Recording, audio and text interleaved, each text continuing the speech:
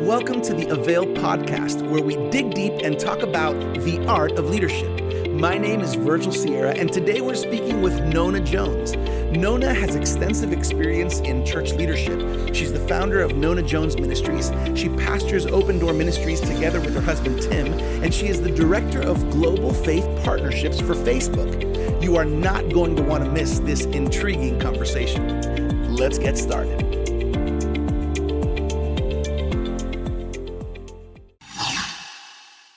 Hey, everybody. Welcome back to another episode of the Avail podcast. Can I just say this is my favorite podcast? I love this podcast because we're talking leadership, and we're talking leadership with amazing leaders, men and women of great influence locally, nationally, and globally. And today is another one of those opportunities to connect with an amazing leader. Today, everybody, we have the pleasure of being with Nona Jones. You guys are going to, those of you who are getting to meet her here on this podcast or on this YouTube video, you're going to get excited about Nona. Nona is an amazing woman of God. Together with her husband, Tim, they pastor Open Door Ministries in Gainesville, Florida. And she also plays an important role in this little company called Facebook as director of global faith partnerships. I'm already intrigued and wanting to get into this conversation. Nona, we're so happy to have you here on the Avail podcast. Oh, this is such an honor. Thank you for having me. It's exciting, Nona, when we get to speak with new leaders, people that really are called by God in such a time as this in strategic places. And I'm excited about talking a little bit about your roles. Obviously, your roles in the Facebook world as you have really, I think, a big role to play there. But also, you're not just that. You're also in ministry. You're also a pastor together with your husband, working hard in ministry. So we're going to get to that in a second. Before that, why don't you share with us a little bit about your story? Sure. Well, let me just first say that I think we oftentimes walk into the successful chapter that a person's life is on, and we just assume that's the whole story. But I think who I am now in no way reflects who I was growing up. I did not grow up in a Christian home. As a matter of fact, I was subjected to physical, sexual, verbal abuse at a very young age, and I was suicidal twice at the ages of 9 and 11. And it was after my second attempt that a classmate in the 6th grade invited me to church. And wow. I remember walking into the church. I didn't even know what church was. All right. I remember walking in and people were so welcoming and loving. And it was the first time that I can remember feeling like I belonged, feeling like I was wanted. And so the Lord really started doing a work on me that day. And shortly thereafter, I accepted Jesus as Lord of my life. I got into ministry at the age of 17. And the Lord has just placed me in really interesting situations. So I've been in ministry since I was 17, but I've also been in leadership roles in the public, the private, the nonprofit sector since I became an adult. And so it's been interesting to kind of, marry my faith with my vocation and figure out, how can I live out the calling that God has placed in me in organizational contexts. And so, as you mentioned at the top of the program, my husband and I also pastor a church together, which I believe is a blessing because it really helps me to stay grounded. It helps me to remember that I'm here to serve people in a very tangible way. Because, sometimes you get into leadership roles and you can get removed from people. Right. I think God has given us this incredible church. It's a small church, so it's not a mega church, but he's given us this incredible church that we can support and serve. And it helps to keep the ground of my heart just good soil so that he can continue to grow out the purpose he has for me in my life. I love that. It's funny because you said a lot that caught my attention right now, but the one thing that's going through my mind is I have my two oldest kids are in middle school, and you were in 6th grade. Yep. When that invitation, that first touch, that little reach out, we sometimes underestimate the power of speaking life into somebody, inviting someone to church. And that happened for you in middle school. I'm thinking about how important that is, right? Like you can carry a voice and influence even at a young age. Yeah, and that's actually part of why I'm so passionate about next generation ministry. I've been very blessed to minister in many contexts to youth pastors and Mm, even of course lead pastors. And what I always tell them is, to your point, don't discount the young people and their ability to do incredible things for the kingdom. I mean, literally, mm. my sixth grade classmate is the Wow. reason why I am where I am today, because she was the one who invited me to church, and she really was the salt and light.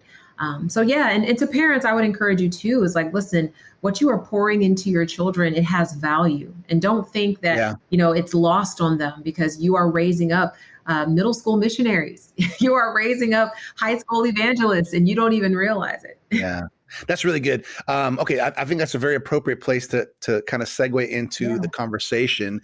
And I do want everybody listening and watching to realize that when you're hearing from Nona Jones, you're not hearing just from Nona Jones, the person who has this amazing role in the Facebook world, in the world of social media and influence, but you're hearing from a pastor. There's a pastor's voice and a pastor's heart here. So Nona, let's talk a little bit about how did you end up getting involved with Facebook as head of global faith-based partnerships? Okay, so the short answer is God. And when I tell you the story, you'll realize I am not being hyperbolic. Like, literally, it's God. So 4 years ago, this was April of 2017. I was helping to lead a statewide network of alternative schools for girls. Loved Mm, what I was doing. Thought I would do it for the rest of my life. I really felt like that was my calling and my wow. ministry. And I was in prayer, and I was asking God for just wisdom and clarity about some strategic decisions that I needed to make. And as I was praying, I heard the Spirit say, "This assignment is over." And it was Wow. so clear that it was confusing, because my heart was fully in the work I was doing. And so I was like, I don't think that's right. So I prayed again a few days later, and I heard the exact same thing. And it was so clear and confusing that I said, all right, Lord, well, if this assignment is over, then what's next? Like, what do you want me to do?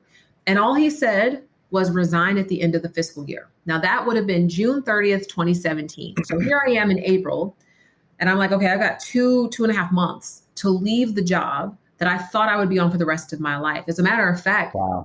the CEO had just started her succession planning process, and she came to me and she was like, listen, I want to name you as my successor. Is this something you'd be interested in doing?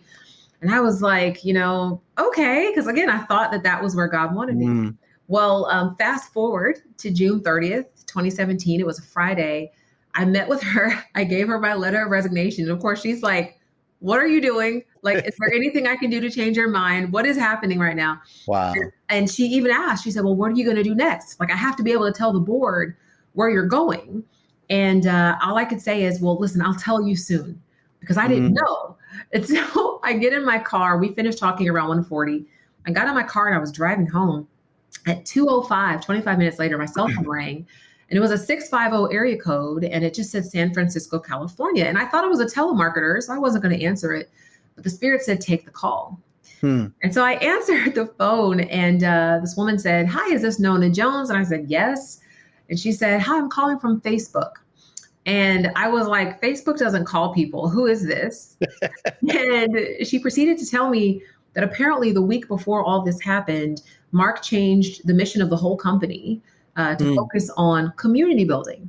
And she said that there was some research that had been done, and they learned that the largest community in the world that was the most meaningful to the people who were in it was the faith community. wow. And at the time, Mark was atheist, he was agnostic. And so it was not something that the company had ever done. It was not something that the company had ever focused on. And so the question was, well, if we're going to serve this large community, we need somebody to help us build the strategy to do it, because like we don't know how to do that. And so someone happened to say, I think I know the perfect person for this, but I don't think we can get her to leave her job because she loves what she's doing. Wow. Having no idea that God had already told me to leave my job. And so, Wow. yeah, I ended up at Facebook because of God, Hmm. without question. Never filled out an application. I didn't even go for on-site interviews. I got my offer letter 2 weeks later on my birthday. It was just a God thing for sure. Wow, that's a cool story. I can imagine right now, and I'm sure Nona, you probably would agree with me. There's some people who hear, "Wow, Nona Jones, she got pulled in. She's working at Facebook. Whoa, that's amazing." While other people are like, I don't know about like really, right? Yeah. Because there's so many varying thoughts about Yeah. social media, about internet, about all kinds of things, right? Yeah. What's been surprising about working with Facebook that might be surprising to some of our readers, listeners? Yeah, so there's many things, but I want to place it in the context of scripture because I Mhm. think a lot of times we look at, tech and we think these are evil platforms and they're Mhm. trying to do evil things. But God has been using technology literally since the start of the church. If you look in the book of Acts, chapter 2, there's a story of, the day of Pentecost, and there's 120 disciples, and they're in the upper room and they're praying, they're praising God. And outside, there were Jerusalems from all over the world. There were Jews from all over the world in Mhm. Jerusalem for Pentecost, and they heard these Jews, these Galileans, declaring the wonders of God in their native tongue, and they were confused by that Mm. because what they didn't know is that the Holy Spirit had fallen and Mm. had enabled these Jews, these Galilean Jews, to begin speaking in other tongues and other languages. And so at the beginning of the early church, and because of this, Peter goes on to declare the gospel and 3,000 are added to the church. But at the beginning of the church, God uses himself as the first Google Translate. Okay. God uses himself to translate the gospel into the language of the people who needed to hear it in their language Yeah. in order to accept the gospel message. And so I start there because I think it's important to know that Facebook and all of these tech companies are simply tools. They are Mm. tools that can be leveraged for good. And we also know that they are tools that can be leveraged for bad. What I encourage Christians to realize, especially Christian leaders, is that God has placed a tool in your hand that can now reach the far corners of the earth Yeah. faster than a mission trip ever could. Cheaper. We used Yeah. to have to raise thousands and thousands of dollars in order to share the gospel and meet needs on the other side of the world. Now we can just whip out our phones and do it. And Mm. so I think what you have to understand about Facebook that people may be surprised to know is that, the company's mission is to give people the power to build community and bring the world closer together, which means everything the company is doing is to ladder up to that purpose. And so if your mission is to build a faith community, that is the platform to do it on because that's why the company exists. That's good. I think one of the things, and this, I think this is a question that's usually good for just about anybody, no matter where they're working. But as a Christian, right, and in this case, you're a Christian leader. I mean, you're pastor, you're a Christian leader. How do you approach staying true to your Christian faith while you're serving in what's obviously it's a secular Yeah. company, it's a global company. Mhm. It can prove a challenge for people, in a local, company organization. How do you stay true to your Christian faith? Well, I love this question because one of the things that I think God has impressed upon me. So I've been in executive leadership roles since I was 23. Mm. So very, very young age. Now I'm 39, so that's about 16 years. And one of the things that God impressed upon me early is the need to live an integrated life. I think Mm. sometimes we compartmentalize our faith. Like we Yeah. say, Sundays are about church, Monday through Friday is about work, Saturday is about, family, and we compartmentalize our life. And yet, God is calling us to live an integrated life where That's our good. faith is not what we do, it's who we are. And so Yep. for me, everyone knows, like they know at Facebook that I'm a pastor. They know that I love the Lord, that I'm a strong Christian, a strong believer. And because of that, I have opportunities all of the time to minister and inside of the company. So I have employees reach out to me all the time who are just like, hey, can I set some time with you? I need prayer. Or can I set some time with you? I'm really struggling with faith and I feel like I want to be a Christian, but I don't know. And so Mm. because I lead that way, people see someone that they can talk to. And so I do believe it's critically important that your faith is not something that you just do on the weekend, but it's who you are. Talk about Jesus. I offer to pray for our leaders. Over the last few weeks, some people may not have heard, there's been a bit of bit of a controversy surrounding Facebook because we've been in the news a whole lot. And Mm. one of the first things I did is I reached out to Mark and Cheryl just to say, how can I pray for you?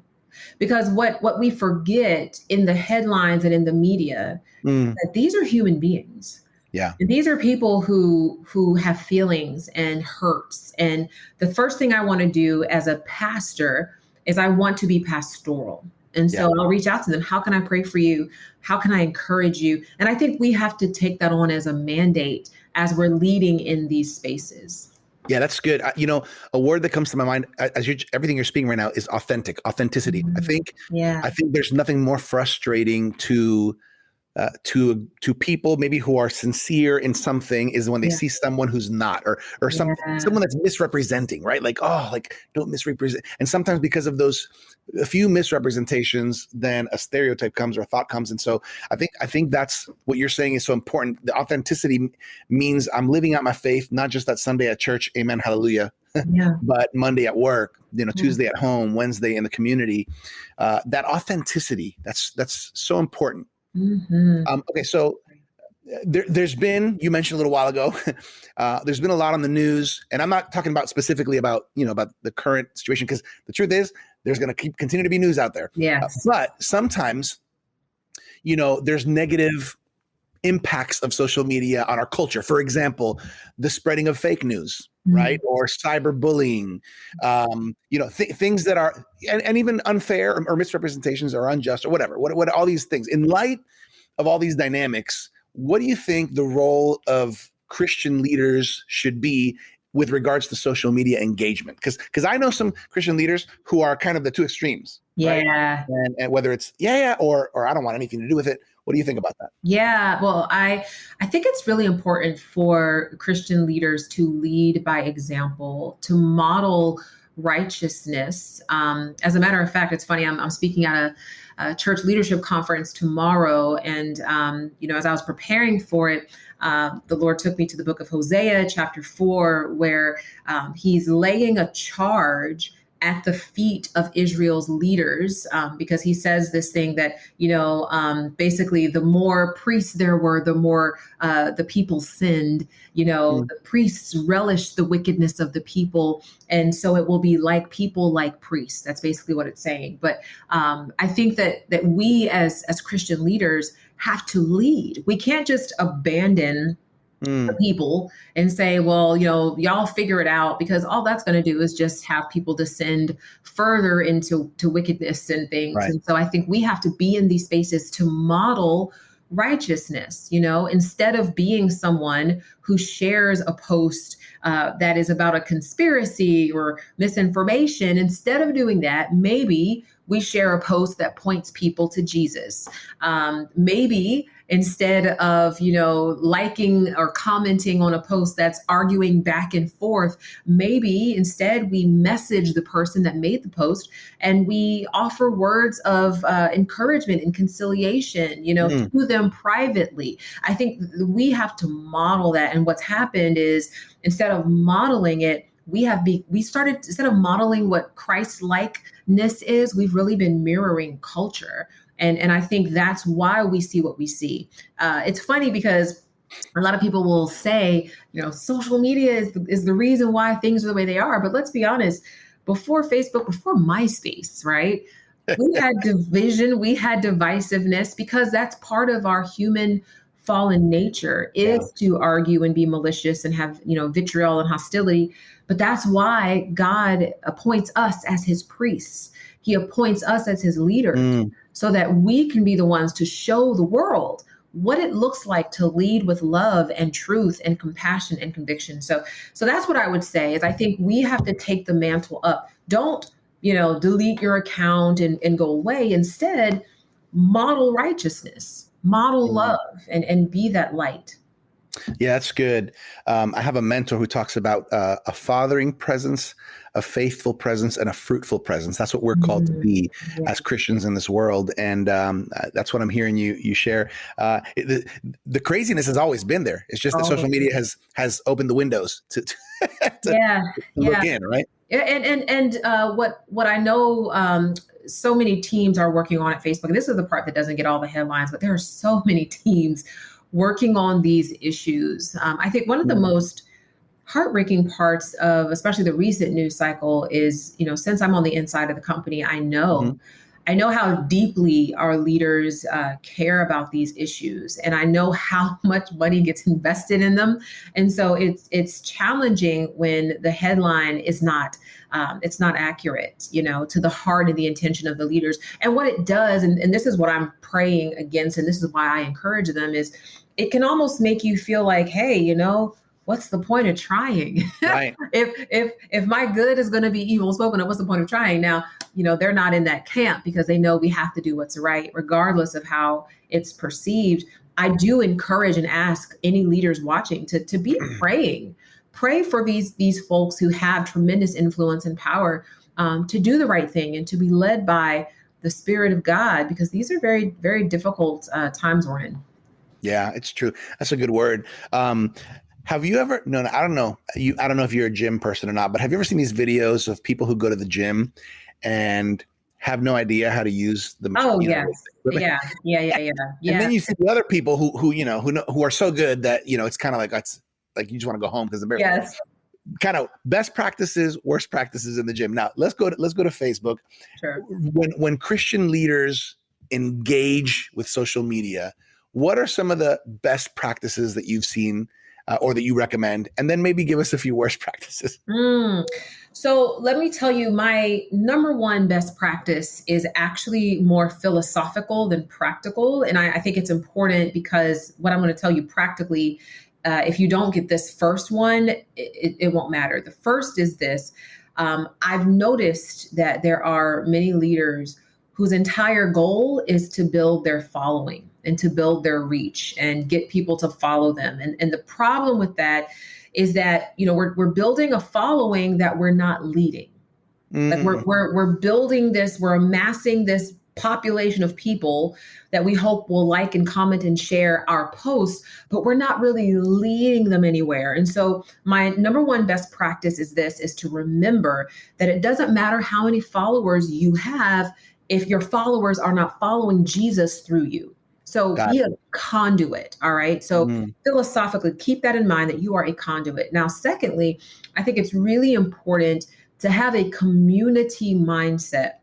There was a saying many years ago that content is king, and content does matter. However, content may be king, but engagement is emperor. What does that mean?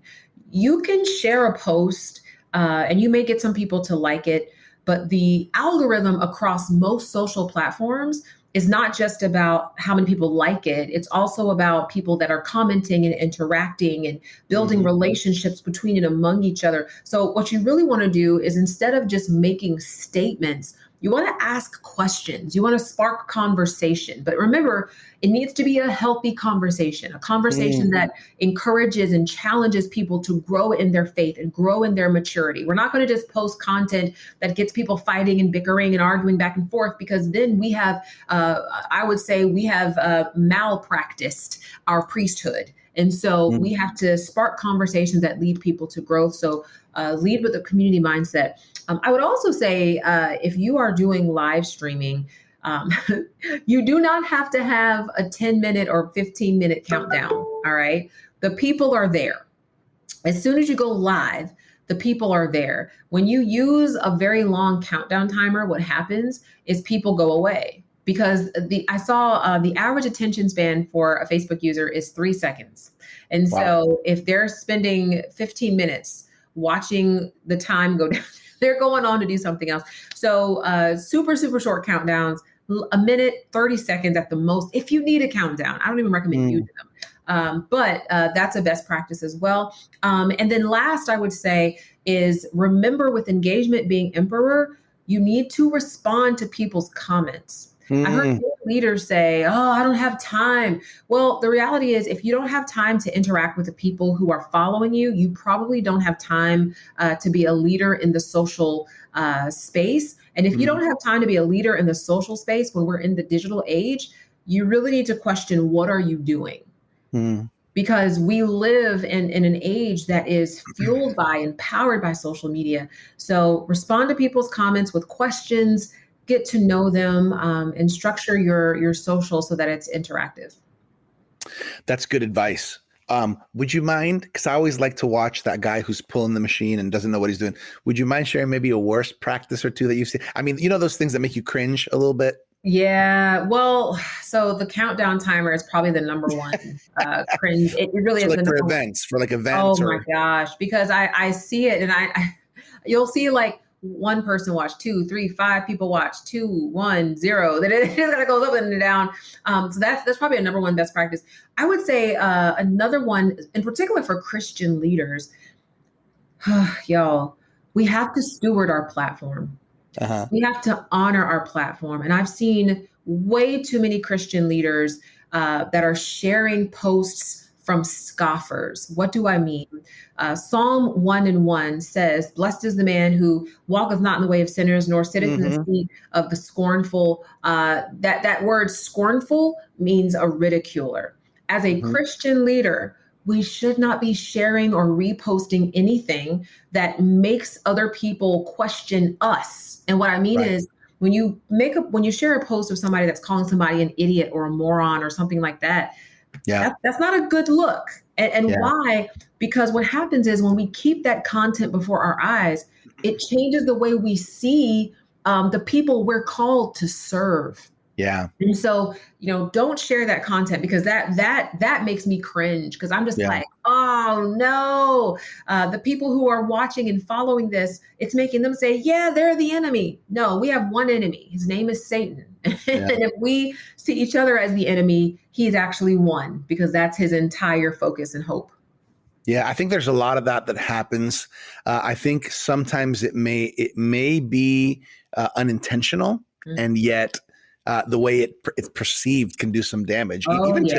even to one's own reputation. I think Yes. you really have to be careful there, and I think sometimes our own personal opinions or preferences or denomination or thoughts or Yeah. beliefs can easily make us lean towards, ooh, I like that comment because he's putting down that guy that I don't agree with, or she's putting down that, that woman that I'm not so in line with. I should put that out there, Yeah. not realizing that that's not really life-giving. That's not giving the best example. It isn't. And the thing I try to keep in my mind is we have to remember our mission. Our mission is to make disciples. And Mm, so if we were to find ourselves in a situation with that person that we really don't agree with, but let's say they were open to the gospel message, is there something that we have posted or said that would disqualify us from being that messenger? And so mm, that's what I keep in my heart. I'm like, Lord, please don't let me ever say or do or post something that disqualifies me sure. as a messenger of your mission. Yeah, that's a good perspective. Okay. All right. So let's do a little bit of role play here. Yeah. No, let's do some. All right. I don't do that social media stuff. That's not for me. I don't think it's useful. I don't want to do any of that. A Christian leader who says, keep me, I don't want it. Yeah. I think it's horrible. It's the devil. I don't want to do it. I don't want anything to do with it. What would your comments be? What would your advice be to somebody in Yeah. that position? Well, I would ask a question. One question would be, if you knew that 80% of the people in your community, 80% of the potential customers, if you're a business leader Mhm. in your community, were located on one side of town, would you have a location there? Chances are, yeah.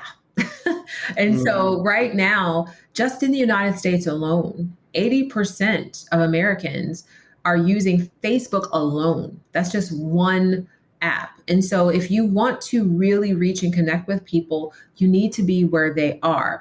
yeah. Statistically, before the pandemic, at most 20% of Americans were attending a weekend worship service. Since churches have started to reopen over the last 6, 8, 10 months, they have seen about 40% of the people return. And what that means is 40% of 20% is 8%. So that means 8% of Americans are attending a weekend worship service. And I don't know about you, but I'm not satisfied with 8%. Hmm. And so I think Yeah. we have to get to the point where we say, you know what, I'm going to be where the other 92% are too. That's good. It's the numbers are staggering, especially things have really changed. And Yeah. so we have to be wise. We have to be strategic. We have to be relevant. I think that's a word that's important Amen. in this time that we're living in this season that we're living in. I guess we have all kinds of viewers and listeners to Avail. We have younger leaders, we have more seasoned leaders, we have men, we have women, a lot of ministry leaders, a lot of marketplace leaders. Regarding emerging opportunities, regarding maybe what's new that's coming out, or what's new that's available that as Christian leaders we should know about, regarding social media, regarding Facebook, regarding possibilities and opportunities. What's coming down the track? Sure. So there's two things I will tell you. One of which is pretty accessible. The other of which will require some work. So the most accessible, I would say, trend in the social media landscape right now is short form video, short form entertaining video. So anything that's like 60 seconds or less. So I would say, as a leader, begin thinking about what type of conversations you can spark through those types of experiences, because that's how algorithms across the different social platforms are prioritizing content. The second trend is this trend toward virtual reality. And so, you may have heard phrases and words like the metaverse. And so there are multiple social platforms that are thinking about how can we create experiences for people who want to build communities in virtual reality. And so that's something that I think will take some education to deeply understand. But those are two trends that are happening right now that I think have a tremendous amount of promise. Yeah, that's good. That's good to hear, because I think even though you have it, you have to know what's happening. Yes. What's working, what's really functioning. Okay, we're headed towards the final stretch here, Nona. But I'm just curious. I'm a curious person, so I'm curious. What's fun? What's been fun? What would you say, man? This has been a fun aspect of my role, with Facebook as director of Global Faith Partners and all this. What's caught your attention? What's excited you? What's been fun about it? Well, I mean, working for Facebook itself is fun because every day is new. There's a philosophy that we have as a company that I try to embrace, even in my pastoral capacity, is that you have to remember that if you've made an investment in something, it is a sunk cost. So if it's not working, cut it off and move on. That's been really helpful for me, because sometimes we can get so embedded and wedded to things that we, spent time or talent or treasure on, but they're not working. And so it's been fun to be able to make pivots and be able to make shifts. I've really enjoyed getting to work with houses of worship all around the world, influencers all around the world, who are doing really powerful work to impact the world for Christ. And so one of the fun things that I did right before the pandemic kind of blew up is I hosted in New York a session with a number of gospel artists, amazing gospel artists, where they got around the piano. It was like Kirk Franklin and Erica Campbell and all these incredible artists. And they got around the piano and they just started to like sing and worship and play, and being able to orchestrate things like that is such a gift and such a privilege. And so, yeah, things like that make my job a lot of fun.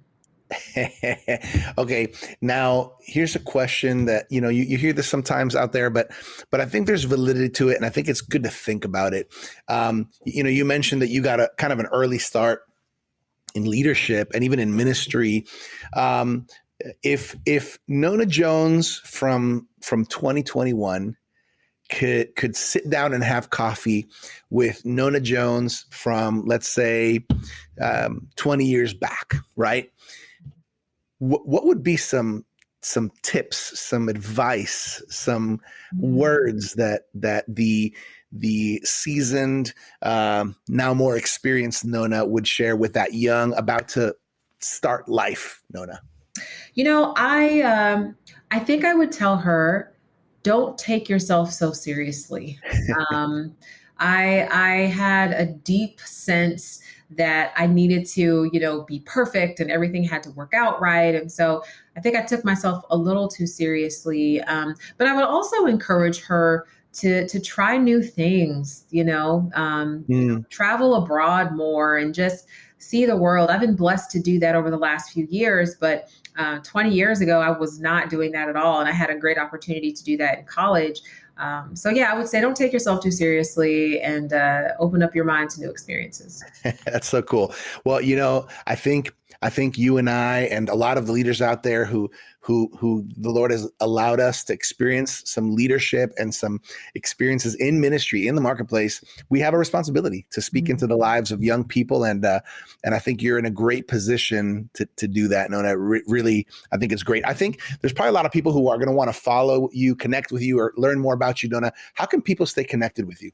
Oh, sure. Well, I'm on Instagram, Facebook, and YouTube, all the same handle at Nona, not Nora. Nona, not Nora. You can also visit my website, nonajones.com. And if you want to connect with me over text, you can just text the word Nona to 33777 and would love to connect with you. All right, you heard it there.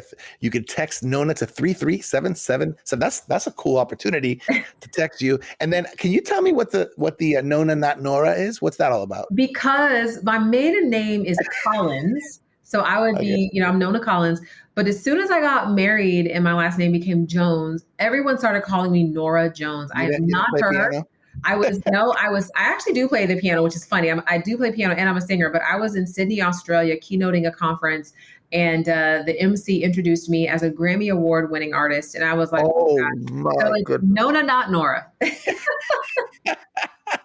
Hey, those are fun stories you can share with people. Yes. Yes. No, this is cool. Hey, nonajones.com, everybody. That's where you can learn more about Nona. You can follow her on the social media, in the social media world, Nona, not Nora. And you can text her at 33777.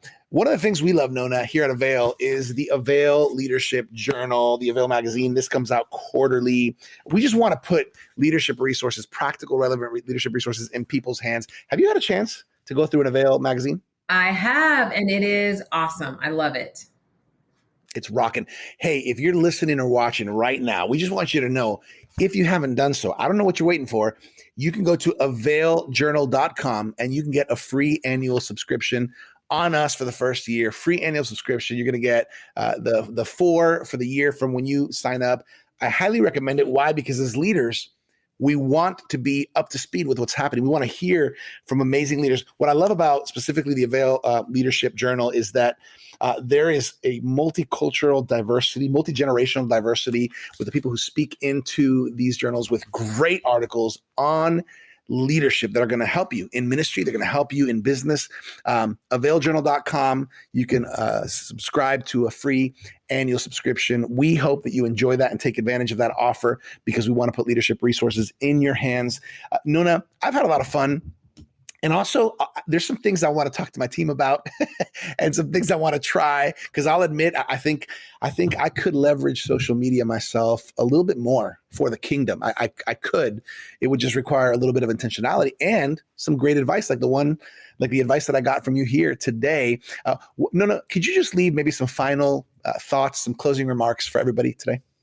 I would just say, know that you are called for such a time as this. You have been placed where you are on purpose, with purpose. And I'm praying that God will work mightily through every single one of you in the domain that He has given you influence in. So good.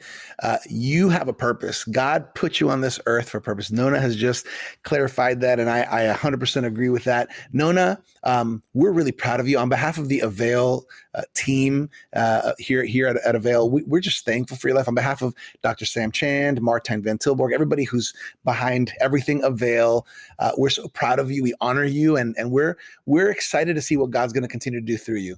Oh, praise God. Thank you so much for having me. Hey, everybody, we hope you have enjoyed this conversation. Nona Jones, go check her out on social media. Check her out at her website, nonajones.com. And of course, reach out if you have more questions, you want some advice. Her and her team are going to be a great resource for you. And I think for us as Christian leaders, there is a role that we can play in today's world. In today's world, there's another world that's beyond the physical world. There's social media. Let's reach people for the kingdom. We hope you've enjoyed this and gotten some great insight from Nona here today. Remember, theartofleadership.com for more leadership resources. I'm your host, Virgil Sierra, and I can't wait to connect with you all on the next episode here at the Avail Podcast. Thank you for joining us for this episode of the Avail Podcast. We hope you've been challenged by this conversation with Nona Jones. Remember, you can connect with Nona by going to nonajones.com. For more leadership resources, check us out at theartofleadership.com.